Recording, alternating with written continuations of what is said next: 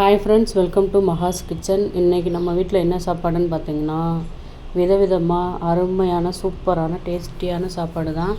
இடியாப்பம், சப்பாத்தி, குருமா, பட்டாணி kurma, mushroom gravy, white rice, paneer biryani, onion raita, இது சேப்பங்கிழங்கு வறுவல், கேரட் பீன்ஸ் பொரியல், அப்புறம் வடை, பருப்பு வடை, சப்பாத்தி எல்லாமே சேர்ந்து நான் ஒரு ஆள் செய்யலைங்க. கண்டிப்பாக எங்கள் ஃப்ரெண்ட்ஸ் ஒரு குரூப் இருக்கோம். அந்த குரூப்பில் நாங்கள் எல்லோரும் சேர்ந்து ஒன்று செஞ்சு கொண்டு வந்து ஒரே இடத்துல நம்ம வீட்டில் வச்சு நாங்கள் சாப்பிட்டு என்ஜாய் பண்ணோங்க. அது ஒரு சந்தோஷந்தாங்க.